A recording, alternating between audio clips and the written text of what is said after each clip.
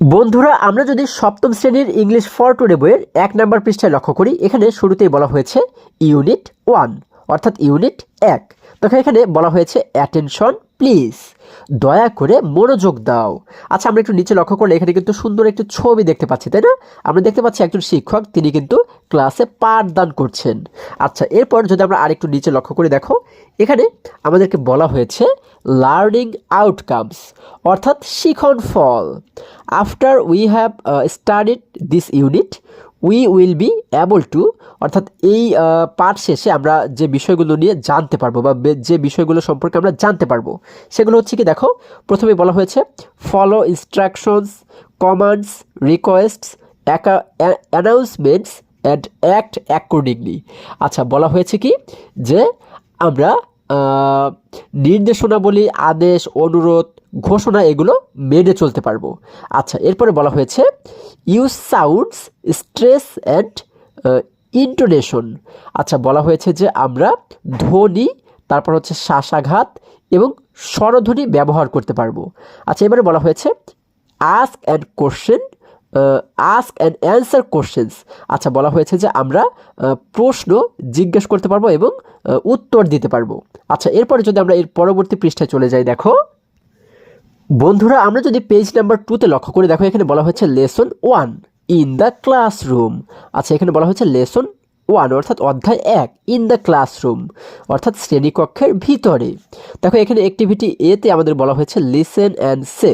আচ্ছা, বলা হয়েছে শোনো এবং বলো। আচ্ছা, আমরা কিন্তু এখানে সেই ছবিটি দেখতে পাচ্ছি, তাই না? একজন শিক্ষিকা, তিনি কিন্তু ছাত্রছাত্রীদেরকে পাঠদান করছেন। আচ্ছা, এরপর যদি আমরা আরেকটু নিচে লক্ষ্য করি, এখানে আমরা কিন্তু দেখো একটি কনভারসেশনস দেখতে পাচ্ছি, তাই না? অর্থাৎ টিচার এবং স্টুডেন্ট, তাদের মধ্যে কিন্তু আমরা কথোপকথন দেখতে পাচ্ছি। এখানে টিচার প্রথমে বলেছে good morning and welcome everybody. আচ্ছা, টিচার মানে কি শিক্ষিকা বা শিক্ষক। শিক্ষক কি বলেছে? Good morning and welcome everybody অর্থাৎ শুভ সকাল এবং সবাইকে স্বাগতম। এরপরে স্টুডেন্টস, দেখো ছাত্রছাত্রীরা কি বলেছে? গুড মর্নিং টিচার, শুভ সকাল শিক্ষক বা শিক্ষিকা, আমরা যাই বলি না কেন। এরপরে বলা হয়েছে কি টিচার, টিচার কি বলেছে? Are you ready for the class, যে তোমরা কি আজকের ক্লাসের জন্য বা পাঠের জন্য প্রস্তুত? Students, yes teacher. তখন ছাত্রছাত্রীরা কি বলল? হ্যাঁ শিক্ষক। তখন টিচার বা শিক্ষক কি বলল? Have you got your new books. আচ্ছা, শিক্ষক বললেন কি যে তোমরা কি তোমাদের নতুন বই পেয়েছো? স্টুডেন্টস, এবার শিক্ষার্থীরা কি বলল? ইয়েস টিচার উই হ্যাভ, বলো যে হ্যাঁ শিক্ষক আমরা পেয়েছি।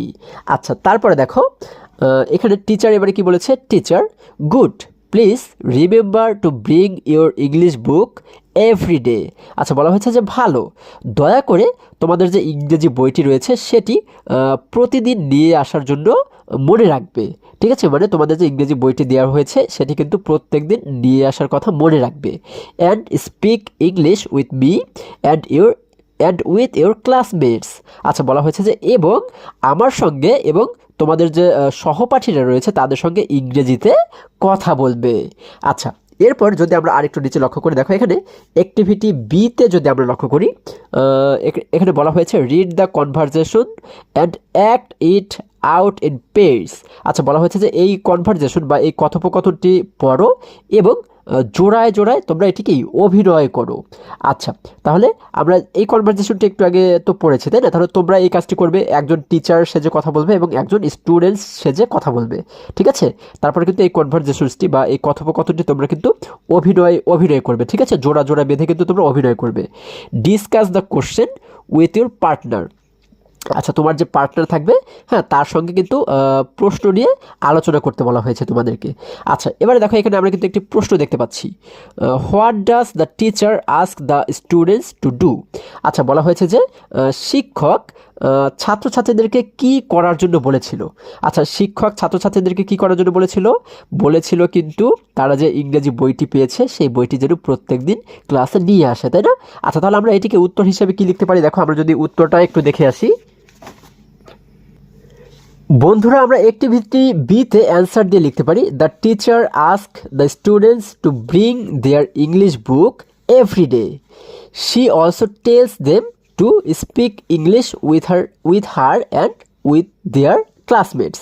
আচ্ছা, বলা হয়েছে যে শিক্ষক সমস্ত ছাত্রছাত্রীদেরকে বললেন যেন তারা তাদের ইংরেজি বই প্রত্যেকদিন নিয়ে আসে, এবং আর কি বললেন, এবং আরও বললেন যে তারা যেন শিক্ষকের সঙ্গে এবং তাদের সহপাঠীদের সঙ্গে ইংরেজিতে কথা বলে, তাই না? আচ্ছা, তারপর যদি আমরা এরপরে অ্যাক্টিভিটি সি লক্ষ্য করি, দেখো আমরা এখানে অ্যাক্টিভিটি সি লক্ষ্য করলে এখানে দেখতে পাচ্ছি বলা হয়েছে নাও অ্যান্সার দিস কোশ্চেন্স।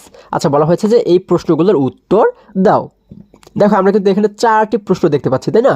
তাহলে প্রশ্ন 1 বা নাম্বার 1-এ আমাদের যে প্রশ্নটি করা হয়েছে সেটি হচ্ছে do you speak English with your teacher. বলা হয়েছে যে তুমি কি তোমার শিক্ষকের সঙ্গে ইংরেজিতে কথা বলো? If you do, when and how often. যদি তুমি ইংরেজিতে কথা বলে থাকো তাহলে কখন এবং কিভাবে করে বলো। আচ্ছা, তাহলে আমরা এটিকে উত্তর হিসাবে কি লিখতে পারি, দেখো বন্ধুরা, আমরা অ্যাক্টিভিটি সি এর 1 নম্বরে অ্যান্সার দিয়ে যেটি লিখতে পারি, আমরা লিখতে পারি yes I do. When our teacher teaches us English sometimes I ask and answer in English. আচ্ছা, বলা হয়েছে যে হ্যাঁ, আমি ইংরেজিতে আমার টিচারের সঙ্গে কথা বলি। যখন আমার টিচার বা আমার শিক্ষক আমাদেরকে শিক্ষাদান করেন তখন মাঝে মাঝে আমি কি করি, আমি ইংরেজিতে তাকে প্রশ্ন করি এবং উত্তর দেই। আচ্ছা, এটি কিন্তু তোমরা 1 নম্বরে অ্যাক্টিভিটি সি এর নাম্বার 1-এ কিন্তু তোমরা অ্যান্সার হিসাবে এটিকে লিখতে পারো, ঠিক আছে? আচ্ছা, এরপরে যদি আমরা 2 নম্বর যে প্রশ্নটি রয়েছে সেটিকে লক্ষ্য করি, দেখো আমাদেরকে 2 নম্বর প্রশ্নে বলা হয়েছে do you speak English with your friends and classmates. তুমি কি তোমার যে বন্ধুরা রয়েছে এবং যারা সহপাঠী রয়েছে তাদের সঙ্গে ইংরেজিতে কথা বলো? If so, how often. আচ্ছা, যদি বলো তাহলে কখন বলো? আচ্ছা, তাহলে আমরা এটিকে উত্তর হিসেবে কি লিখতে পারি, দেখো আমরা কিন্তু 2 নম্বরে উত্তর হিসেবে লিখতে পারি yes I do. I speak English with my friends and classmates when we are in the classroom or playground. আচ্ছা, বলা হয়েছে যে হ্যাঁ, আমি আমার বন্ধু এবং সহপাঠীদের সঙ্গে ইংরেজিতে কথা বলি। যখন বলা হয়েছে কি I speak English with my friends and classmates when we are in the classroom, যখন আমরা ক্লাসরুমে বা শ্রেণীকক্ষে থাকি, অর প্লেগ্রাউন্ড, এবং আমরা যখন খেলার মাঠে থাকি, তাই না? তখন আমরা কি করি, তখন কিন্তু আমি আমার বন্ধু এবং সহপাঠীদের সঙ্গে ইংরেজিতে কথা বলি। আচ্ছা, তাহলে আমরা 2 নম্বর প্রশ্নের উত্তর হিসেবে কিন্তু আমরা এতটুকু লিখতে পারি, তাই না? আচ্ছা, এবারে যদি আমরা 3 নম্বর যে প্রশ্নটি রয়েছে সেটিকে যদি লক্ষ্য করি, দেখো আমরা দেখতে পাচ্ছি দেখো প্রশ্ন নাম্বার 3-তে আমাদেরকে বলা হয়েছে if you speak English outside the class where do you speak it. আচ্ছা, বলা হয়েছে যে if you speak English outside the class, বলা হয়েছে তুমি যদি ক্লাসের বাহিরে ইংরেজিতে কথা বলো, where do you speak it, তুমি কোথায় বসে ইংরেজিতে কথা বলো। আচ্ছা, তাহলে আমরা এটিকে উত্তর হিসেবে কি লিখতে পারি, দেখো বন্ধুরা, আমরা কিন্তু এখানে 2 রকমের উত্তর লিখতে পারি। আমরা যদি লিখি যে হ্যাঁ, আমি স্কুলের বাইরে কোনো জায়গাতে কথা বলি, তাহলে আমরা কিন্তু সেটিকে সেইভাবে করে লিখতে পারি যে আমরা কোথায় বসে কথা বলি। আর যদি আমরা লিখতে চাই যে না, আমরা স্কুলের বাইরে কোথাও ইংরেজিতে কথা বলি না, তাহলে কিন্তু আমরা লিখতে পারি যে আমরা সেটিও কিন্তু লিখতে পারি যে আমরা স্কুলের বাইরে কোথাও কথা বলি না। আচ্ছা, যদি আমরা কোথাও কথা বলি না এই বিষয়টি লিখতে চাই, তাহলে আমরা 3 নম্বর দিয়ে কি লিখতে পারি, no I don't speak English outside the class. আচ্ছা, তাহলে আমরা কি লিখলাম, no I don't speak English outside the class. আচ্ছা, তার মানে কি আমি ক্লাসের বাইরে বা শ্রেণীকক্ষের বাইরে ইংরেজিতে কথা বলি না। তাহলে কিন্তু আমাদের সমাধান করা হয়ে গেল। আর যদি আমরা লিখতে চাই যে হ্যাঁ, আমরা কথা বলি, তাহলে কিন্তু আমাদের সেটি লিখতে হবে যে আমরা কথা বলি এবং কোথায় কথা বলি, কোথায় বসে কথা বলি সেটিও কিন্তু আমাদের লিখতে হবে, ঠিক আছে? তাহলে আপাতত আমরা এটিকে 3 নম্বর আমরা লিখলাম যে না, আমরা স্কুলের বাহিরে বা ক্লাসের বাইরে অন্য কোথাও ইংরেজিতে কথা বলি না। আচ্ছা, এরপরে যদি আমরা 4 নম্বর প্রশ্নটি লক্ষ্য করি, দেখো 4 নম্বর আমাদেরকে বলা হয়েছে do you watch any English program on TV. আচ্ছা, বলা হয়েছে যে তুমি কি টিভিতে কোনো ধরনের ইংরেজি প্রোগ্রাম দেখো? What programs do you watch. আচ্ছা, বলা হয়েছে যে তুমি কি ধরনের প্রোগ্রাম বা কি ধরনের অনুষ্ঠান সেখানে দেখো। আচ্ছা, তাহলে আমরা এটির উত্তর হিসেবে কি লিখতে পারি, দেখো বন্ধুরা, আমার এখানে সিরিয়াল অনুযায়ী দেখো আমি 4 নাম্বারটাকে আগে লিখেছি, কিন্তু তোমরা 3 নাম্বারটাকে আগে লিখবে, 4 নাম্বারটাকে পরে লিখবে, ঠিক আছে? আচ্ছা, 4 নাম্বারে আমরা কি লিখতে পারি, অ্যান্সার হিসেবে লিখতে পারি ইয়েস আই ডু। মানে কি আমি ইংরেজিতে যে প্রোগ্রামগুলো হয় সেগুলো আমি দেখি। I watch English English cartoon on TV. আচ্ছা, বলা হয়েছে যে আমি টিভিতে ইংরেজিতে যে কার্টুনগুলো হয়, হ্যাঁ, সেগুলোকে দেখি। আচ্ছা, তাহলে আমরা কিন্তু 4 নম্বরের উত্তর হিসেবে এটিকেই লিখতে পারি। তাহলে আমরা আশা করি আজকে সম্পূর্ণ পাঠ তোমরা খুব সুন্দরভাবে বুঝতে পেরেছো। এখন এই পাঠ থেকে, আজকের পাঠ থেকে আমরা কিছু শব্দার্থ শিখবো, ঠিক আছে? অর্থাৎ কিছু ইংরেজি শব্দের বাংলা যে অর্থগুলো হয় সেগুলো আজকে আমরা শিখবো। এগুলো হচ্ছে তোমাদের মুখস্থ করতে হবে এবং তোমাদেরকে এগুলো জানতে হবে।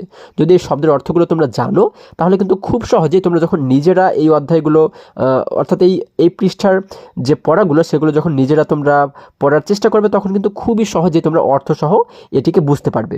ঠিক আছে, তাহলে এখন আমরা চলো এই পাঠ থেকে কিছু শব্দার্থ একটু জানার চেষ্টা করি। বন্ধুরা, তোমরা দেখতে পাচ্ছ আমি কিন্তু তোমাদের জন্য এখানে কিছু শব্দার্থ লিখে রেডি করেছি, তাই না? আচ্ছা, এগুলো যদি আমরা একটু পড়ার চেষ্টা করি, দেখো, অ্যাটেনশন। অ্যাটেনশন মানে হচ্ছে মনোযোগ দেয়া। প্লিজ, প্লিজ মানে হচ্ছে দয়া করে। লার্নিং আউটকামস, লার্নিং আউটকামস মানে হচ্ছে শিখন ফল। ইনস্ট্রাকশনস, ইনস্ট্রাকশনস মানে হচ্ছে নির্দেশাবলী। আচ্ছা, কমান্ডস, কমান্ডস মানে হচ্ছে আদেশ। রিকোয়েস্ট, রিকোয়েস্ট মানে হচ্ছে অনুরোধ। অ্যানাউন্সমেন্ট, অ্যানাউন্সমেন্ট অর্থ হচ্ছে ঘোষণা। সাউন্ড, সাউন্ড মানে হচ্ছে ধ্বনি। স্ট্রেস, স্ট্রেস মানে হচ্ছে শ্বাসাঘাত। ইন্টোনেশন, ইন্টোনেশন মানে হচ্ছে স্বরভঙ্গি। আচ্ছা, অ্যান্সার, অ্যান্সার মানে হচ্ছে উত্তর। কোশ্চেন, কোশ্চেন মানে হচ্ছে প্রশ্ন। ওয়েলকাম, ওয়েলকাম মানে হচ্ছে স্বাগতম। এভরিবডি, এভরিবডি মানে হচ্ছে সকলে। গুড মর্নিং, গুড মর্নিং অর্থ হচ্ছে শুভ সকাল। টিচার, টিচার মানে হচ্ছে শিক্ষক বা শিক্ষিকা, আমরা যাই বলি না কেন, হ্যাঁ। নিউ, নিউ মানে হচ্ছে নতুন। রিমেম্বার, রিমেম্বার মানে হচ্ছে মনে করা। আচ্ছা, স্পিক, স্পিক মানে হচ্ছে কথা বলা। এবং ক্লাসমেটস, ক্লাসমেটস মানে হচ্ছে সহপাঠী। তাহলে এই যে যে শব্দের অর্থগুলো, তোমরা কিন্তু এগুলোকে অবশ্যই অবশ্যই পড়বে এবং মুখস্থ করবে, কারণ এগুলো জানাটা আমাদের জন্য কিন্তু খুবই জরুরি। যখন আমরা এই ইংরেজির বাংলা অর্থগুলো জানবো, তখন কিন্তু আমরা নিজেরাই পড়তে পারবো এবং নিজেরাই কিন্তু অর্থটা বুঝতে পারবো, তাই না? তখন কিন্তু আর কারোর সাহায্য আমাদের নেওয়ার প্রয়োজন হবে না। তাহলে এটি হচ্ছে মুখস্থ করা তোমাদের কাজ, ঠিক আছে? তাহলে আশা করি আজকে সম্পূর্ণ পাঠ তোমরা খুবই সুন্দরভাবে এবং খুবই সহজে বুঝতে পেরেছো। আজকে আমাদের এই পর্যন্তই, আবারও দেখা হবে পরবর্তী ভিডিওতে। আর হ্যাঁ, তোমরা যদি আমার চ্যানেলে নতুন হয়ে থাকো, তাহলে এখনই চ্যানেলটি সাবস্ক্রাইব করে পাশে থাকো, যেন আবার যে কোনো ভিডিও আপলোড করার সাথে সাথে খুব সহজেই তোমরা সেটি পেতে পারো। সকলে ভালো থাকো, সুস্থ সবল থাকো, এই কামনা করে শেষ করছি। ধন্যবাদ সকলকে।